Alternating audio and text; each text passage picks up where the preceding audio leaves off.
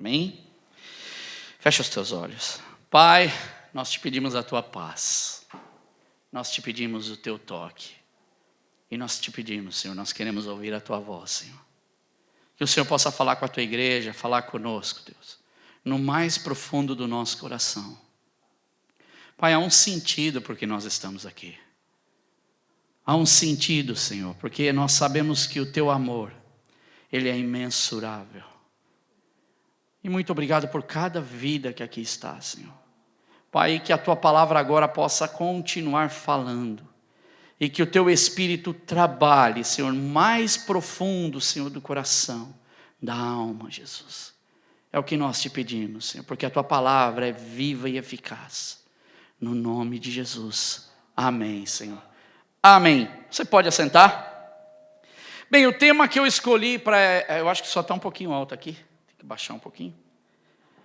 O tema que eu escolhi hoje para estar falando tem a ver com a introdução. A Bíblia, ela é recheada de salmos. Salmos é uma coleção, na Bíblia tem uma coleção aí de 150 salmos. São os poemas, as canções, as orações. No hebraico significa cânticos de louvor.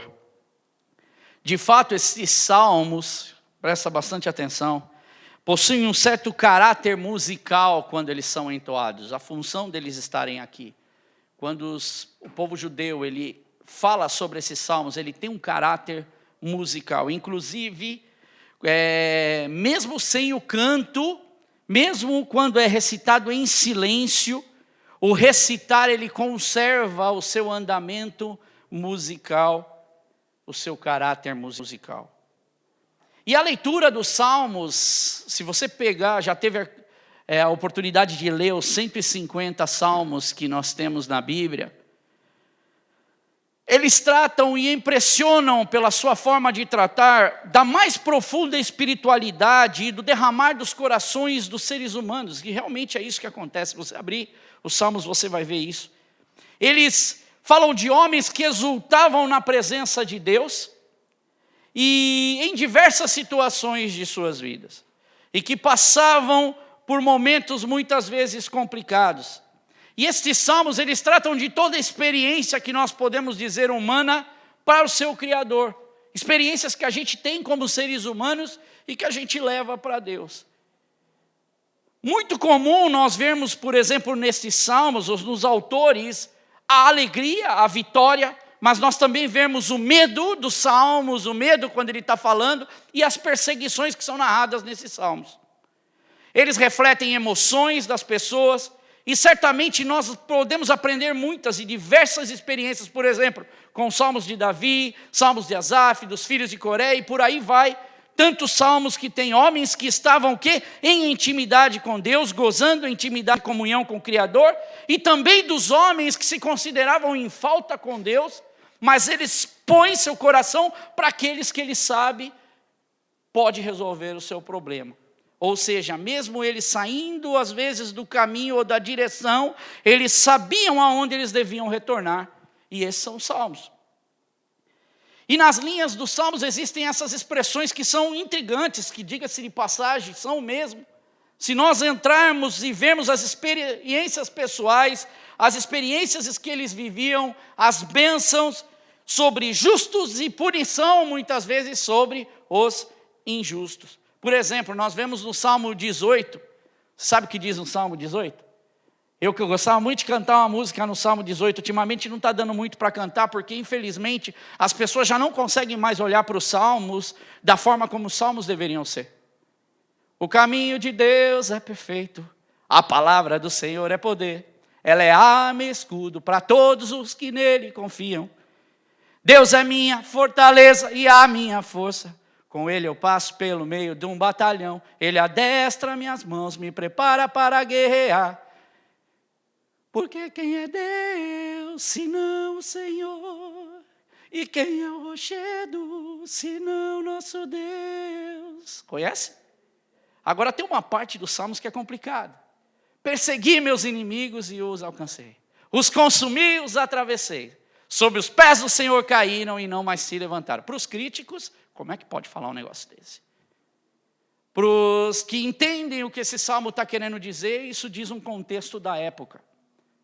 Contexto onde eles dormiam e eles não sabiam se eles podiam acordar. Contexto que hoje nós não vivemos isso. Talvez vivemos, mas de forma diferente.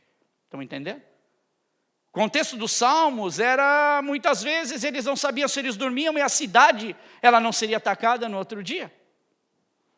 Se esse homem iria louvar a Deus e se no outro dia, de repente, ele poderia perder toda a sua plantação, ele poderia perder todas as suas coisas. Esse é o contexto dos salmos. E se nós olharmos para esse salmo, dá para a gente trazer para muitas coisas da nossa vida, porque hoje os nossos inimigos, eles são bem diferentes.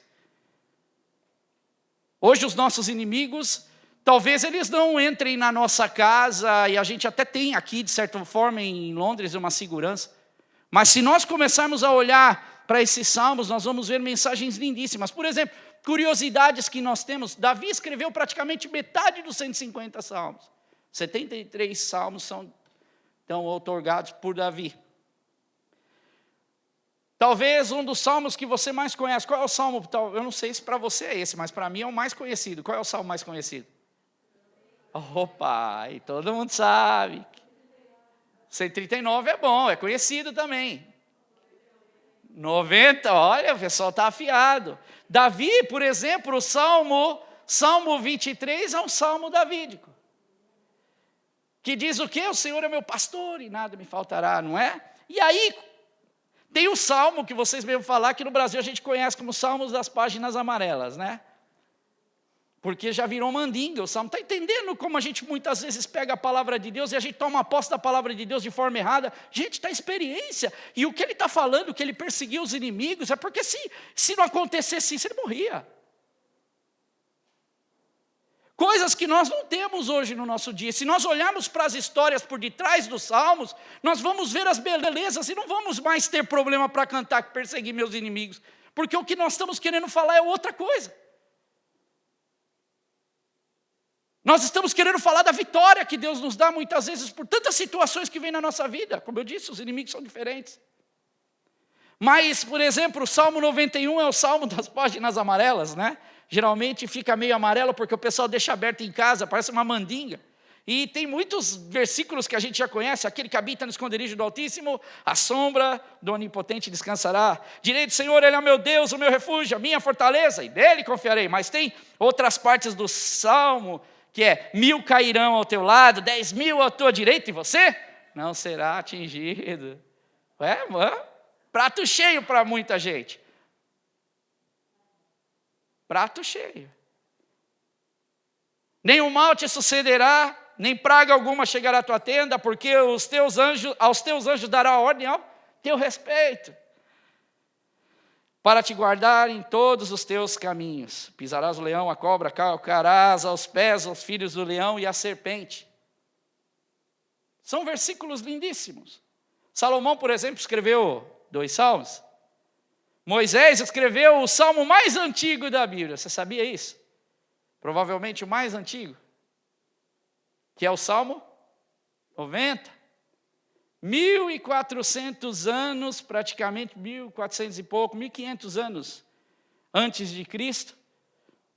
E talvez você fale, mas eu não sei sobre esse Salmo 90. Sabe sim, por exemplo, porque 1000 anos são aos teus olhos como um dia, e o dia de ontem que passou, e como a vigília da noite.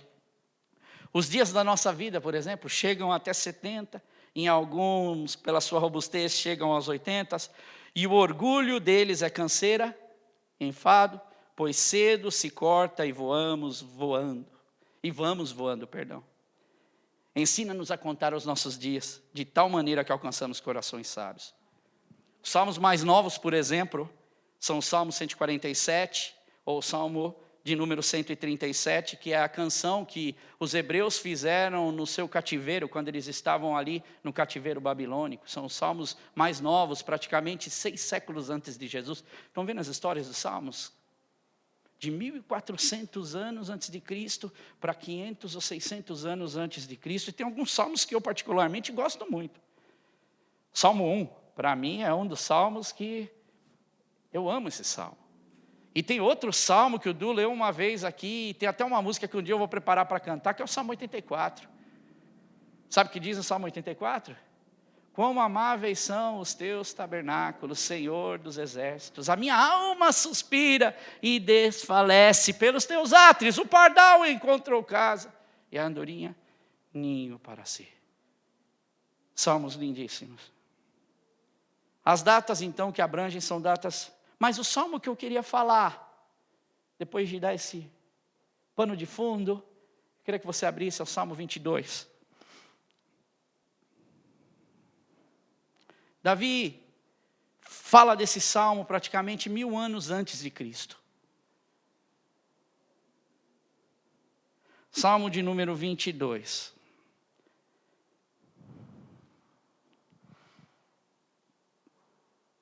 Meu Deus, por que me abandonaste? Por que estás tão longe de salvar-me, tão longe dos meus gritos de angústia? Meu Deus, eu clamo de dia, mas não respondes. De noite não recebo alívio. Tu, porém, és o santo, és rei, és o louvor de Israel. Em ti nossos antepassados puseram a sua confiança. Confiaram e os livrastes. Clamaram a ti, foram libertos. Em ti confiaram e não se decepcionaram. Mas eu sou verme, e não homem, motivo de zombaria e de desprezo do povo. Caçoaram de mim todos os que me veem.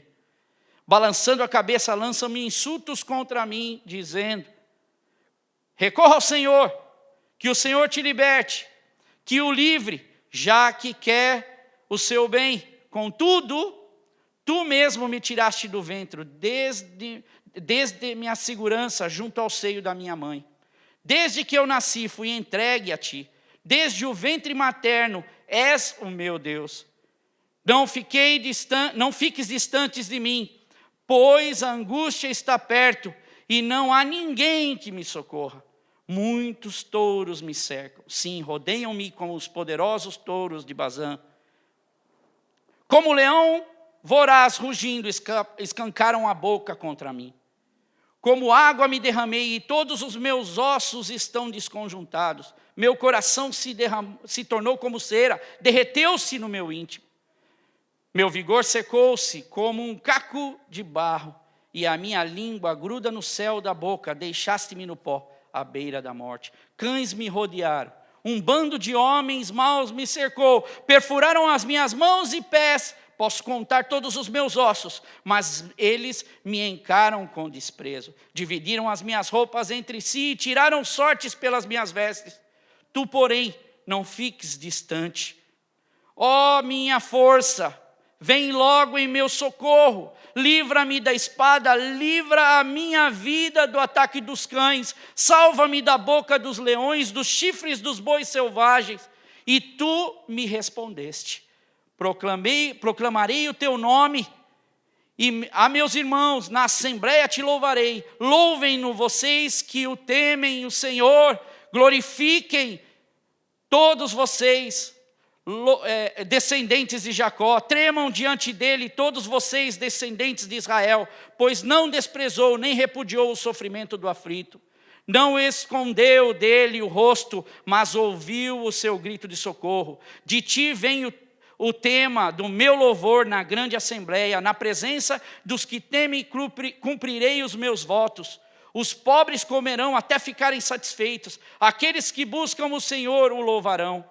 Que vocês tenham vida longa, todos os confins da terra se lembrarão e se voltarão para o Senhor, e todas as famílias das nações se prostrarão diante dele, pois do Senhor é o reino, e ele governa as nações. Todos os ricos da terra se banquetearão e o adorarão. Haverão de ajoelhar-se diante dele todos os que descem ao pó, cuja vida se esvai. A posteridade o servirá, gerações futuras ouvirão falar do Senhor, e a um povo que ainda não nasceu proclamarão seus feitos de justiça, pois ele agiu poderosamente.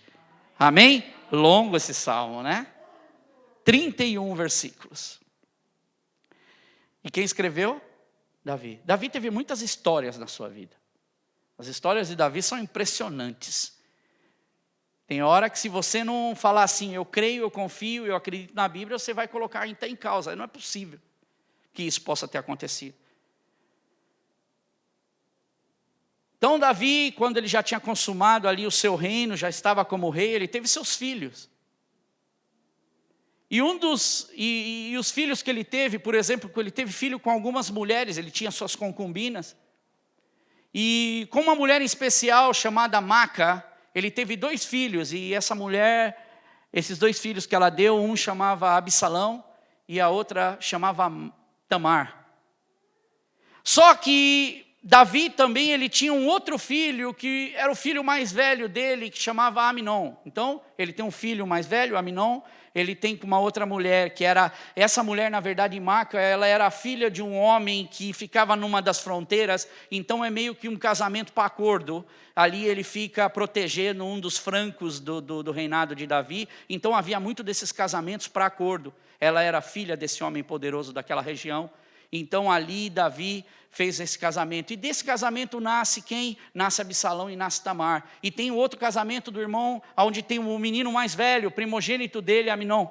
Só o que acontece, Aminon um dia ele fica encantado por Tamar, sua meia-irmã, e ele começa de todas as formas querer arrumar um jeitinho para estar com Tamar, mas ele não pode porque ele é irmão. E aí ele ouve alguns conselhos e ele decide então forjar uma doença, ele fica doente de cama e ele chega para Davi, o pai dele vai vê-lo e fala, filho, como é que você está? Pai, eu não estou bem, mas pede para Tamar vir fazer uns bolinhos para mim, ela vem aqui fazer um bolinho, o negócio fica bom, entendeu? E eu vou sarar, eu vou ficar bonzão.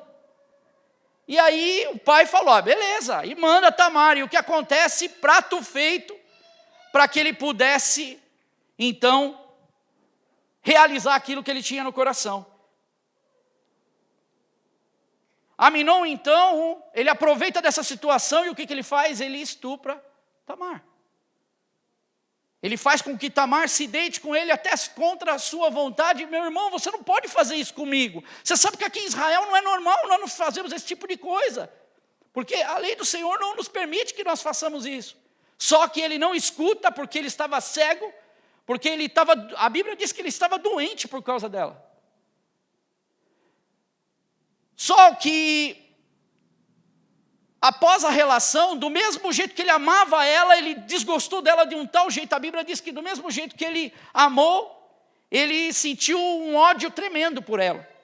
E aí ele diz para ela assim, vai embora, sai daqui. Ela fala, meu irmão, não faz isso comigo, porque agora você me fez algo que é tão mal, e agora vai me deixar aqui. Vai me deixar nessa situação ruim. E aí ele diz para os servos, põe essa mulher para fora, que ela saia daqui, tranque a porta, e ela sai, ela joga sobre sua cabeça ali cinzas, e ela cobre seu rosto, e sai envergonhada, rasga suas vestes, e vai para a casa de quem? Do seu irmão Absalão. Vai vendo o cenário da novela sendo montado. E aí Absalão, quando sabe disso, ele fala, olha, não fala nada, você é irmã dele. Mas Absalão, no coração, por 2 anos, Absalão ficou remoendo aquilo. Eu vou pegar Aminon. Aí um dia ele arma a arapuca para Aminon. E ele embriaga, os servos embriagam Aminon numa festa, onde os outros irmãos estavam. E matam Aminon. E Davi, quando sabe de que Aminon está morto, Davi fica arrasado, o filho mais velho dele está morto, e no momento ele pensou que todos os filhos estavam. Até que ele tenha certeza que os filhos não estavam mortos, somente Aminon estava morto. E o que acontece com Absalão? Ele foge. Então Absalão, 2 anos ele fica programando essa situação contra Davi, depois 3 anos ele fica fora, ele foge, até que chega um determinado momento que Davi, depois de plantear muito a morte do seu filho, ele chama de novo, não é? Houve toda uma situação, não vamos entrar toda essa história, porque são capítulos e capítulos, não é? E ele traz de volta Absalão. E Absalão, ele fica então vivendo ali por mais 4 anos, só fazendo o que a gente diz do bom político. Então ele ia para a porta e ele ficava só nas pessoas, olha, eu que sou bom, é eu que faço as coisas certas, é eu que sou bonzinho. Estão entendendo? Só que, olha só, Tamar ficou ao léu, porque ela ficou uma mulher jogada às traças. Porque na cultura judaica, uma mulher que foi estrupada, uma mulher que perdeu a sua virgindade, ninguém mais quer. E ela foi morar na casa do irmão. Agora, um dos irmãos está morto. Dos filhos de Davi está morto, o mais velho. E o outro volta então para sua casa. Só que o que volta, ele começa a armar contra o pai uma série de situações. Estão entendendo a história, né? Arma uma situação então para com o pai. E em 4 anos ele consegue colocar a maioria do reino de Israel contra quem? Contra Davi. E Davi então se vê numa situação em que ele chega para os seus homens e diz assim: precisamos ir embora, porque todo o reino vai vir, vai entrar aqui em Jerusalém, vai nos tomar e vão nos matar, nós precisamos ir embora. E o que ele faz? Ele deixa 10 de suas concubinas para tomar conta do palácio. E aí começa uma peregrinação interessante, porque ele começa a subir o Monte das Oliveiras, vai vendo. Que monte que era esse? Quem que ia nesse monte orar depois de 1000 anos? Não era Jesus? O que tinha nesse monte também? O Getsemane. E ele sobe esse monte, e a Bíblia diz em 2 Samuel, você não precisa abrir, 15:30, só presta atenção na história, que Davi continuou subindo o Monte das Oliveiras, caminhando, chorando, com a cabeça coberta e os pés descalços. Olha a situação de um rei. Subindo, ele estava, a arca ia junto com ele, e alguns iam com ele, ele olha para a arca, ele fala: volta a arca, volta a arca para Jerusalém, e se o Senhor agradar de mim, eu vou voltar a ser rei novamente lá, mas agora o meu reinado está acabado. Eu preciso ir embora, meu filho está querendo a minha perseguição, já perdi um, já perdi a outra, e ele perdeu, meus irmãos, por causa da omissão dele. Porque quando ele soube que Aminon tinha feito aquilo, a Bíblia relata que depois de 2 anos o outro irmão começou a intentar alguma coisa, porque por 2 anos ele ficou intentando, mas ele não tomou atitude nenhuma, ele só ficou com raiva. Ele não tomou atitude de corrigir o filho pelo que ele tinha feito para a irmã. E isso causou no coração do irmão um ódio mortal contra o pai, pela injustiça que o pai fez. Está vendo a salada que ficou a vida de Davi? Está vendo a salada que estava feita na vida dele? Para ajudar então, como diz um provérbio português que diz assim, que desgraça pouca, ela é o quê? Bobagem. Ele começa então a subir ali, conspirações, traições, a toda hora. Quando chegam para ele e falam: sabe aquele teu conselheiro do reino? Ele também virou a casaca e está lá junto com o teu filho. Era só notícia ruim. Ele subia aquele Monte das Oliveiras até chegar no topo. Quando ele chega no topo ali, ele começa então a ver a confusão que a vida dele estava. No alto do monte então, ele ia por esse caminho e ele encontra com quem? Com Ziba, que era um dos mordomos que tomava conta do quem? De Mefibosete. E Ziba fala assim, ele fala: Mefibosete era o filho do amigão dele, que ele salvou, lembra do aleijado que ele salvou, que ficava com ele no palácio, que eu falei, esse é filho do meu amigo, Evá de Jonatas. E aí Mefibosete fica ali então com ele. Só que nessa situação estava só Ziba indo sozinho. Ele falou: Ziba, você está com todas essas coisas? Não, essas coisas são para vocês, porque vocês estão precisando para ir agora para a jornada de vocês. Está sozinho, conta comigo. Eu falei: mas cadê Mefibosete? Ele não está com você? Mefibosete já ouviu falar que o teu filho lá está fazendo uma arapuca para você lá, e já aproveitou, sou neto de Saul, vou fazer isso também. E aí o que acontece? Mais uma notícia ruim. Estão vendo? Só notícia ruim atrás de notícia ruim. E do outro lado do monte, então ele começa a descer e ir embora, porque ele ia cruzar o Jordão. Então ele está agora descendo o monte. Aí vem um dos parentes de Saul e começa a gritar para ele assim: vai, seu traidor, vai, você tem o que você merece. E o que diz a Bíblia? Que ele começa a atacar pedra, começa a atacar terra, e ele não está nem aí com uma multidão que está indo com Davi, porque os conselheiros estavam tudo chorando, indo. E esse homem começa a falar: você está tendo o que você merece. Você derramou o sangue da família de Saul, da minha família, agora você está tendo tua paga, teu filho te traiu. Davi, você já era. Você está arruinado. Acabou. E Simei, a Bíblia diz que ele foi até em Costa e ficou olhando e ainda falando. Até que exaustos esses homens chegaram ao destino deles e ali eles puderam descansar. Mas a história ruim ainda não acabou. Absalão, quando entra em Jerusalém, ele vai e toma quem? O reino. E aí, instruído por esse conselheiro, ele fala assim: pega as esposas, as concubinas do teu pai e se deita com elas. E todos vão ver a tua força. E o que Absalão faz? Exatamente isso. Ele pega, eles ajudam, armam a tenda para ele lá. Fazem a tenda. E na frente de todo mundo ele tem relação com todas as 10 concubinas do pai dele. Para denegrir a imagem do pai. E o pai com certeza fica sabendo de tudo isso. Davi vive então um dos momentos mais difíceis da sua vida. Então, se a gente começar, e muitos teólogos, muitos escritores da Bíblia, eles começam a relacionar, porque os salmos, eles falam, por exemplo, tem um salmo que fala a canção de Davi, quando Davi foi liberto dos seus inimigos, e que ele foi liberto, por exemplo, de Saul, das perseguições de Saul. Nesse caso, esse salmo, eles dizem que nesse momento é que Davi provavelmente tenha escrito esse Salmo 22. Porque está tudo formado. Olha, o Salmo 22 diz assim, 22 de 6 a 10, mas eu sou verme,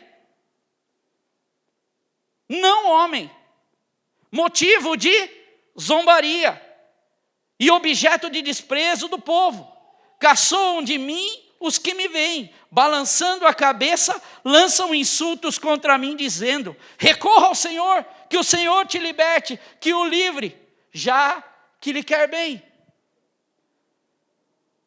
Mas o reinado de Absalão durou muito pouco, porque Absalão estava um dia lá indo perseguir nas suas empreitadas, achando que ele estava com a bola toda, e ele acaba tendo uma das mortes mais estranhas e eu falo para você, mais vergonhosas. Porque ele está na mula dele assim, e de repente ele vai passar debaixo de uma árvore, e ele acaba ficando fisgado pelo pescoço e preso no alto ali da árvore. Acho que meio desacordado. Aí um dos meninos vem, corre e fala para Joabe. E aí Joabe, que era o capitão lá, fala assim: não vou perder tempo não. Vai lá e enfia a lança 3 vezes. Mas a Bíblia diz que ele ainda não tinha morrido. E mais 10 homens vêm e cercam Absalão. E acaba de matar ele pendurado na árvore. Acabou. O reinado dele não durou muito. E aí Davi, quando sabe da morte do seu filho Absalão, a Bíblia diz em 2 Samuel: ah, meu filho Absalão, quem me dera ter morrido em seu lugar, ah, Absalão, meu filho. Mesmo assim, Davi ainda continuava tendo a sua paixão e o seu amor por filhos que ele não conseguiu, de certa forma, ser um bom pai. E aí você me pergunta, mas o que isso tem a ver com a Santa Ceia? Pô, eu estou saindo daqui hoje até triste, saindo daqui arrasado com uma história dessa. Estava esperando uma outra história. Eu estava esperando que você viesse falar para mim alguma coisa que estou assim, poxa, que história triste. Para onde esse homem olhava só tinha coisa ruim. Para onde esse homem ia só tinha coisa complicada. E você me pergunta, talvez, você está falando, mas não é isso daí que a Bíblia diz que é o homem segundo o coração de Deus? Como é que pode isso? Como é que um homem desse que não era, de certa forma, não foi um bom pai, foi injusto com a sua filha, morreu o filho, a casa estava uma... Não vamos nem falar, a gente geralmente quando olha para Davi, a gente sabe olhar bem para Davi e falar assim, poxa, quem foi Davi? Ah, lá vem Davi com a sua funda na mão, pequenino, quase um anão, e o Golias grandalhão. Não é assim? A gente só olha para Davi e vê o Davi, aquele mocinho gentil, a gente vê... Mas a gente não consegue olhar para esta forma de Davi. Um homem que ia diante de Deus, e eu vejo a Bíblia falar Davi como homem segundo o coração de Deus, porque Davi ele sabia que ele não era um homem perfeito, mas ele tinha certeza de que ele mesmo nunca poderia resolver os seus conflitos sem Deus. Essa era a diferença desse homem, porque o contexto que Davi vivia como eu disse, é muito diferente do contexto que nós vivemos. Se nós pegarmos muitas coisas dessa palavra e queremos talvez enfiar no nosso dia, sem olhar com os olhos espirituais e os olhos de Deus, nós vamos correr o risco de ter uma interpretação completamente errada. Mas se nós entendermos o que esse homem de Deus estava passando, porque ele tinha a responsabilidade de rei, ele foi ungido pelo Senhor, mas ele era um ser humano que cometia seus erros, havia sangue na mão de Davi, ele era um pai que falhou com os seus filhos, ele matou ali Urias para ficar com a sua mulher, por desejo. Aí você fala, poxa, como um homem desse? Mas por causa desse coração que ele tinha para com Deus. Um coração de que ele reconhecia, Deus, eu não sou nada sem o Senhor.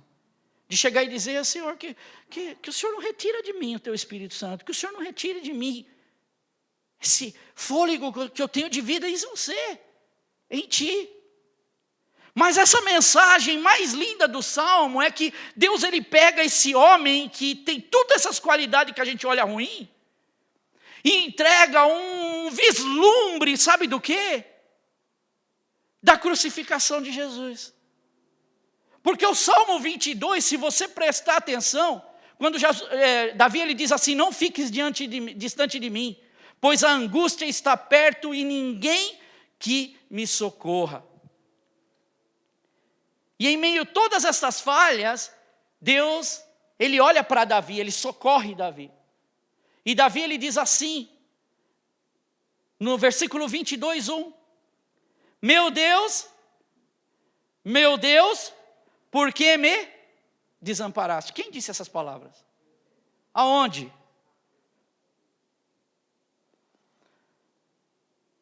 Os que lançavam insultos contra Jesus, os soldados lançaram insultos contra Jesus. Os líderes religiosos da época lançavam insultos contra Jesus. E falavam assim para ele, olha, você salvou os outros, mas não é capaz de salvar você mesmo. Então tu não és o Cristo, o Rei de Israel, então desce aí da cruz, para que vejamos e creiamos. Até aqueles que estavam crucificados começaram a gritar contra ele, perdão. Isaías diz, quando Davi ele usa esse termo e diz assim, poxa, eu sou um verme, eu não sou um homem. Eu sou desprezado, as pessoas passam por mim balançando a cabeça. Ele está tendo essa visão, esse Salmo 22, ele tem uma profundidade, porque Deus usa então esse homem para dar uma visão de 1000 anos que iria acontecer. É uma profecia do que ia acontecer em 1000 anos depois. Isaías 53 diz, não é, que ele foi desprezado, rejeitado pelos homens. Um homem de tristeza, familiarizado com o sofrimento, falando de Jesus. Alguém que os homens escondiam o rosto, foi desprezado e não tinham estima alguma por ele. O sacrifício de Jesus, aquilo que nós estamos vindo na igreja para celebrar esse momento de lembrança de Jesus na cruz, passa por esses momentos. Mesmo antes de Jesus vir, Davi já tinha nesse salmo, essa revelação de Jesus e o sofrimento dele por nós. E aí ele continua, Salmo 22:11, abre aí, não fiques distante de mim, pois a angústia está perto e não há ninguém que me socorra. Muitos touros me cercaram, sim, rodeiam-me poderosos touros de Bazã. Bazã era uma região de Israel, tinha muita vegetação, então os animais que lá tinham, e algumas citações em Deuteronômio, em Amós, que fala sobre essa região, por exemplo, de Bazã. E em Bazã, os touros, os animais que lá viviam, eram animais fortes, porque havia muita pastagem para eles. E isso daqui, Davi já está tendo uma revelação de Deus, do sofrimento que Jesus iria ter, quando os soldados romanos que representavam toda essa força estavam naquele momento, quando colocaram a coroa de espinhos sobre Jesus. Davi já está tendo essa visão celestial de Deus, do sacrifício, da libertação que nós teríamos na nossa vida. E aí diz assim, como leão voraz, rugindo escancaram a boca contra mim, fazem barulho, como mostram os seus dentes, querem me amedrontar. E como água eu me derramei, e todos os meus ossos estão desconjuntados. Sabe quando você apanha muito, que você você já vai levantar, parece que nada, tudo está fora do lugar. É o que Jesus está querendo dizer, é o que Davi está querendo dizer da situação de Cristo. Mal posso aguentar o peso do meu corpo. Meu coração se tornou como cera, derreteu o meu íntimo, tristeza intensa.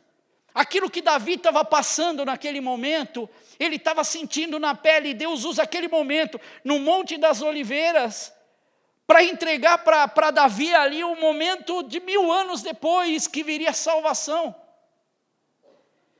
E Davi continua nesse salmo lindíssimo. E até chegar no momento da crucificação, aonde eles furam os pés de Jesus, e aqui nesse salmo ele diz: cães me rodearam, um bando de homens maus me cercou, perfuraram minhas mãos e pés, posso contar os ossos do meu corpo, porque a Bíblia diz que nenhum dos seus ossos seria quebrado. Vê a perfeição? Vê a perfeição de Deus? E qual é a mensagem? Para mim, não ir muito longe, para nós podermos entrar nesse momento da ceia.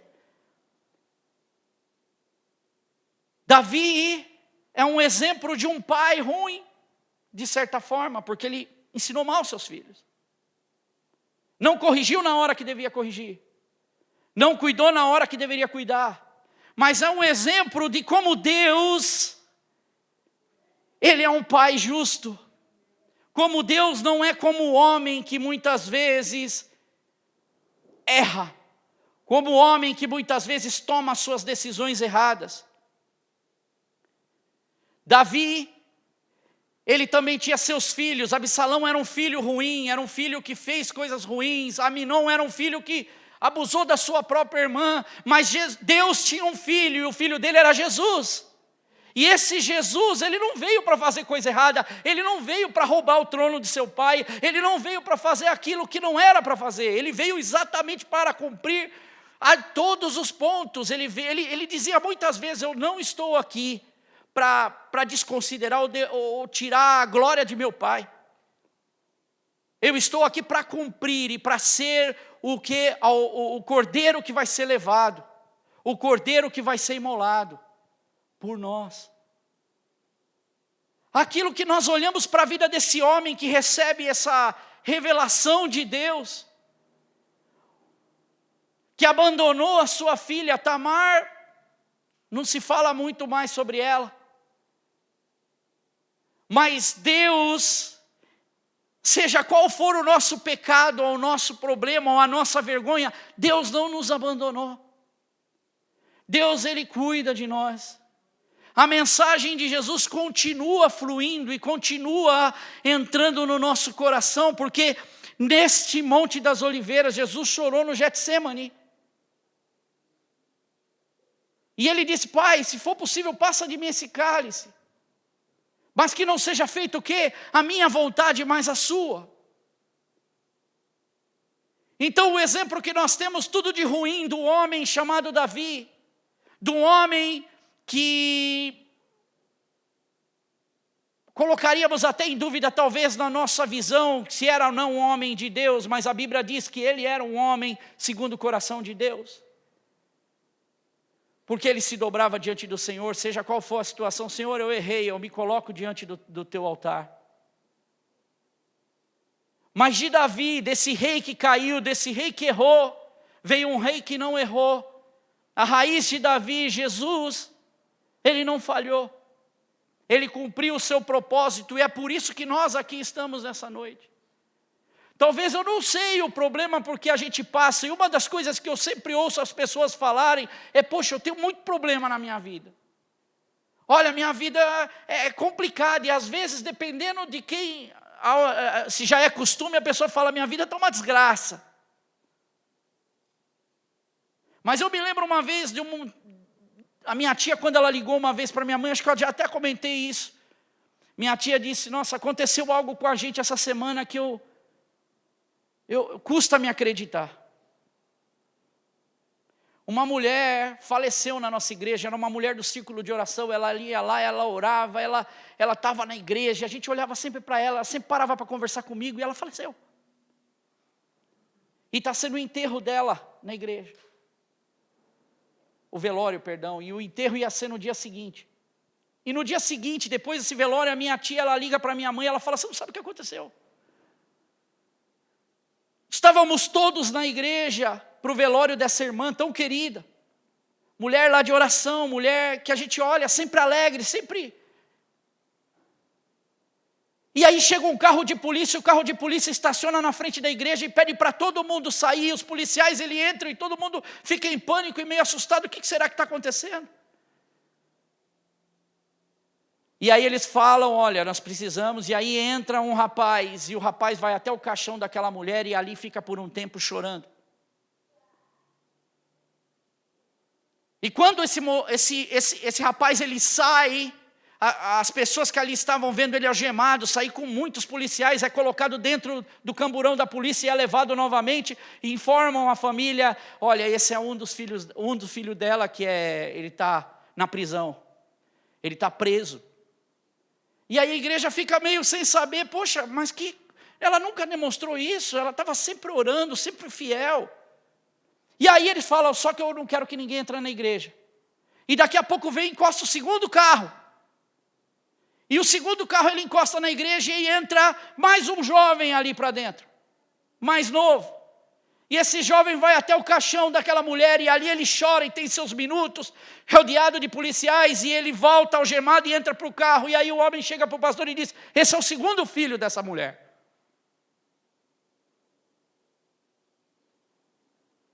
Eu garanto para você que aquele velório nunca foi o velório normal. E nunca vai ser esquecido na vida daquelas pessoas que estavam lá.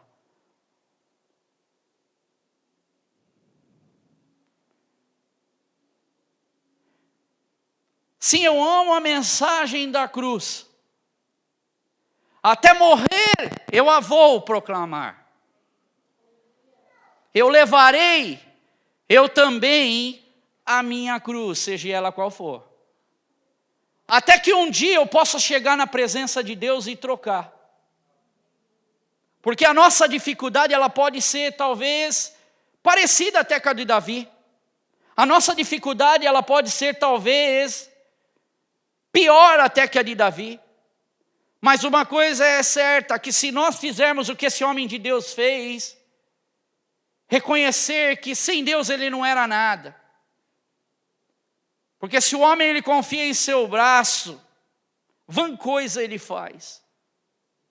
Mas bendito é o homem que coloca o seu coração no Senhor. Bendito é o homem que coloca na força de Deus a sua força. Para que ele possa voltar a reinar na sua vida. E voltar a ter ordem na sua vida. Mas se essa ordem não vier nesse mundo, uma coisa é certa, que Deus ele não dorme. E o que eu digo, aqueles meninos que viram a sua mãe naquele caixão, talvez receberam a maior mensagem de todas. O sacrifício de uma mãe que nunca parou de chorar e orar por seus filhos. Se você culpa você mesmo muitas vezes das coisas que têm acontecido com você, se você culpa talvez as tuas atitudes, se você culpa a sua vida pelo que você já foi, se você culpa pelas decisões erradas e hoje talvez você pague até o preço por causa da decisão que você tomou. Lance tudo isso sobre Jesus. Lance tudo isso sobre a cruz de Cristo. E confia nele. E olhe para esse Salmo 22. Olhe para os salmos da Bíblia de uma forma diferente, de uma forma madura. Não olha como os homens aí fora olham, não. Críticos. Mas olha pela história que existe por detrás desses salmos. Porque talvez os salmos para nós aqui, olharmos e falarmos os nossos inimigos nos perseguem, talvez isso não significa muitas coisas. Imagina que eu vou falar isso. Agora, se você for talvez na Síria, no momento que aquele povo está vivendo, talvez eles estão orando e a hora que os inimigos deles são derrotados, eles... Aleluia, porque eles já perderam suas casas, eles já perderam a sua dignidade, eles perderam tudo que ele tem. Que nós possamos, meus irmãos, colocar o nosso coração em Deus e que Deus possa nos usar. E que nós possamos também ter essa sensibilidade de entrar nessa palavra de Deus no mais profundo que nós podemos. para que ela seja eficaz na nossa vida. Uma história tão triste, mas que nos traz tanta alegria. A alegria da nossa salvação. A salvação em Jesus. Se coloque de pé.